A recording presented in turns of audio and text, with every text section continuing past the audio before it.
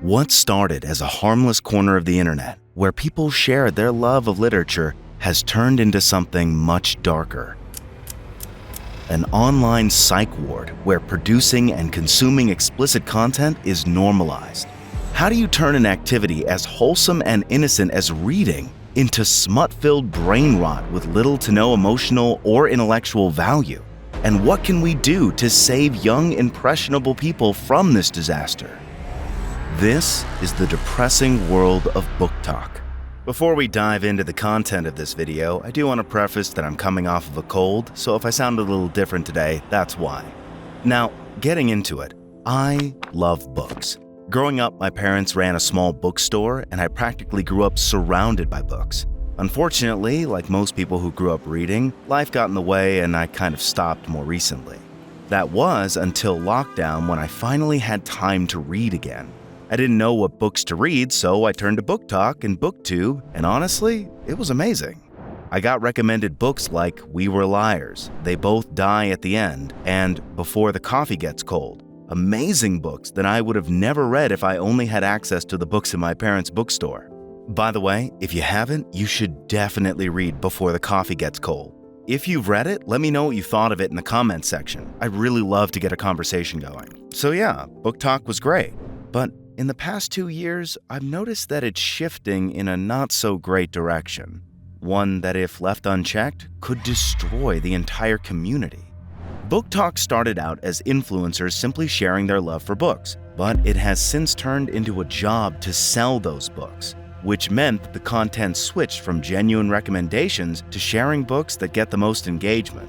Slowly, it seemed like the entirety of Booktok shifted towards primarily young adult novels, which makes sense because of the demographic of TikTok users, but then these YA novels started to include more and more smut.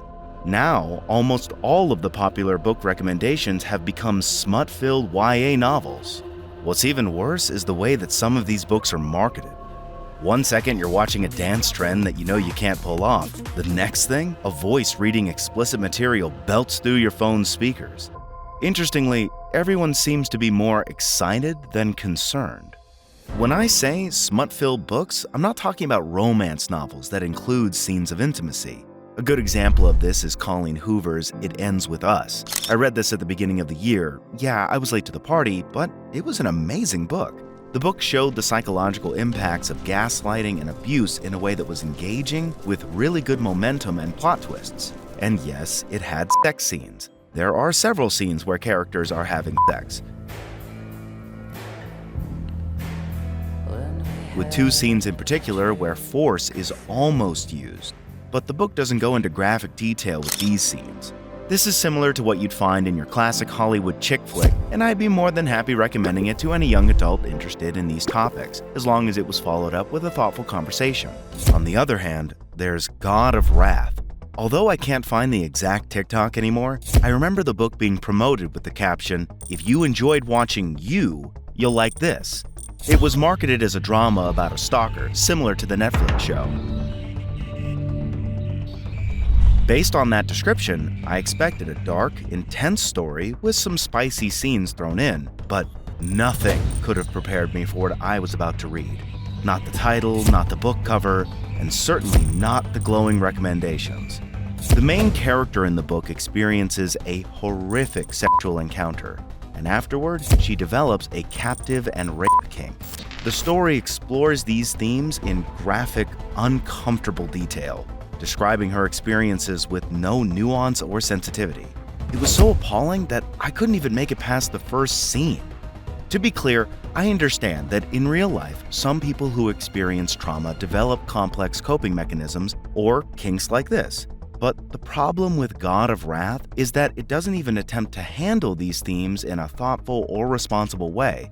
Instead, it uses them as a flimsy premise to build smut around some of the most deranged and disturbing circumstances imaginable. These are the kinds of books I'm talking about. Books that are gaining more popularity and dominating the Booktok community, or at least a small section of it. Of course, people should have the freedom to enjoy whatever content they like. But isn't it strange how society is quick to criticize the harmful effects of porn on the mind, yet seems to give it a free pass when it's written instead of filmed. The truth is, whether you're reading or watching it, the impact on your brain is just as damaging. Scientists have found that the same areas of the brain activated during sexual activity also light up when a person engages with sexually explicit material. The key difference is that with explicit content, the complexities of consent and real human connection are removed, creating an environment where gratification is immediate and constant, which can lead to serious neurological consequences. A 2013 study conducted by scientists at Cambridge University examined individuals who regularly consumed pornographic material. So basically, we found in our study that the gray matter in the reward center is generally smaller in those people who watch more porn. It's almost as if the brain is saying, I like pleasure, but you're killing me. This is too much.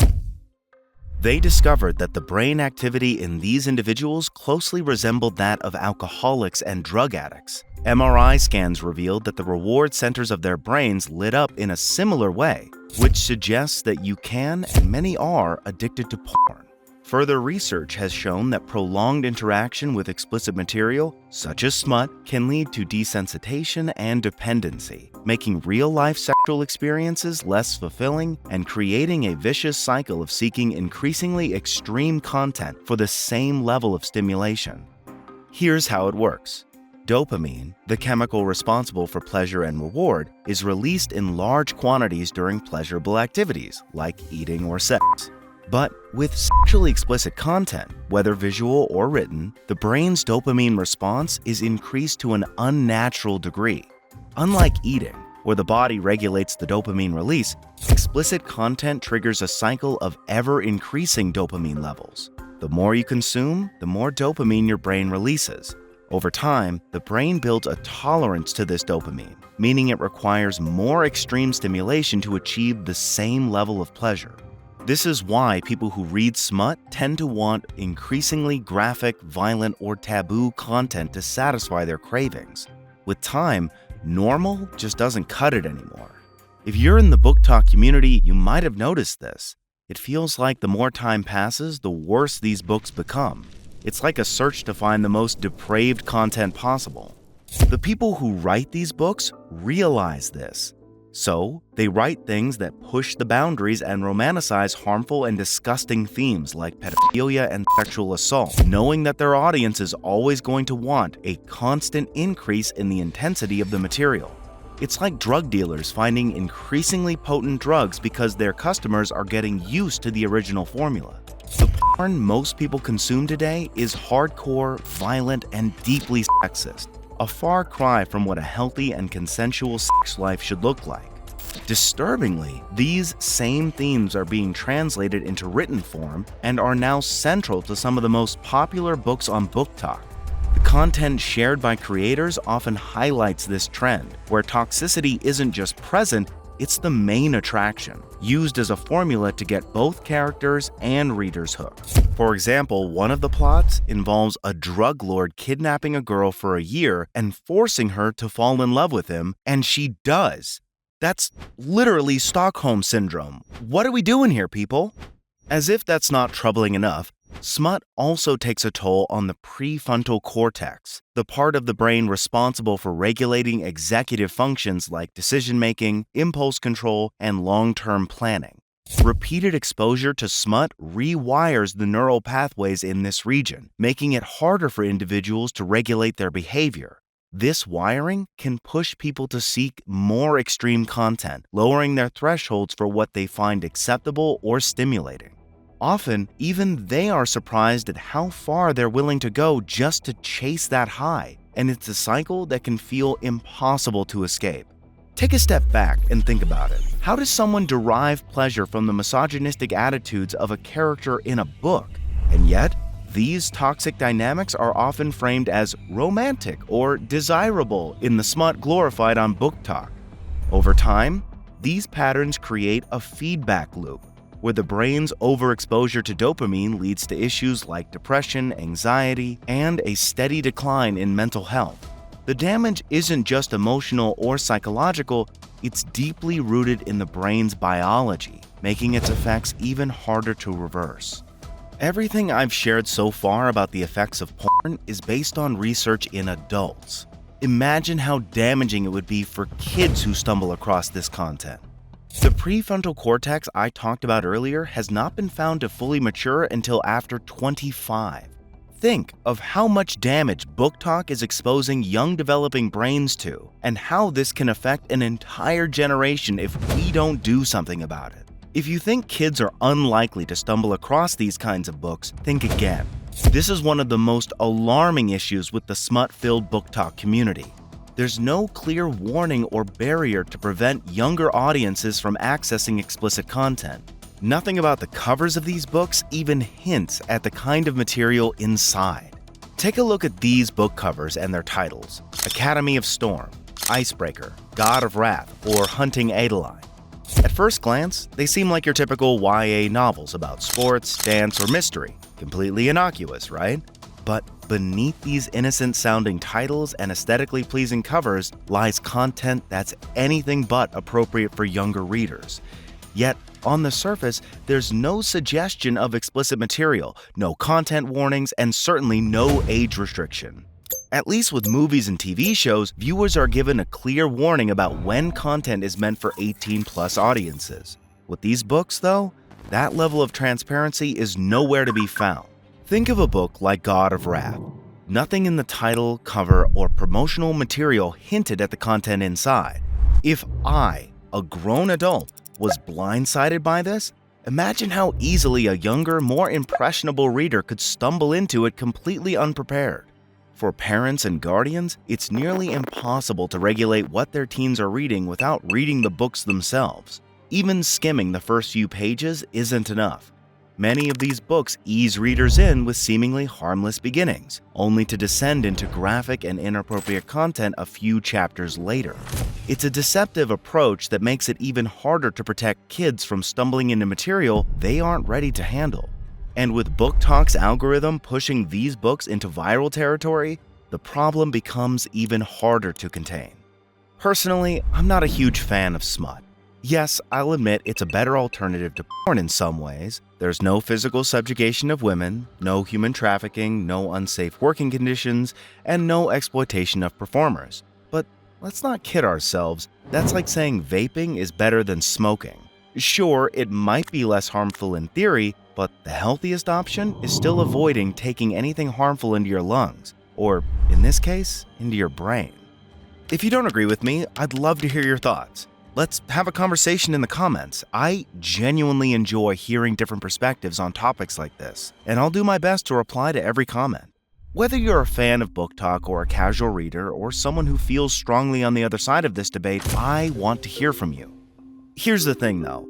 Even if we could all agree that smut isn't ideal, I know saying that won't make it disappear overnight. But here's what really gets me. TikTok, a platform that censors words like kill by replacing them with unalive, that insists we say corn instead of porn, and SA instead of sexual assault to protect younger audiences, somehow allows content creators to thrive on sharing bad boy romances and smut-filled brain rot. The inconsistency is staggering. If TikTok is so dedicated to protecting young audiences, why does this kind of content fly under the radar? It's a glaring double standard that needs to be addressed. Just take a look at this. Waitressing, she stumbled across a man that haunted her past from 10 years ago when she was a teenager. His name is Baron Vicious Spencer, and Amelia actually lived on his family estate due to the mother being the caretaker of the property, and they went to high school together. He's a massive, arrogant alpha hole that has a dark past with secrets. Can Amelia finally tear down his walls?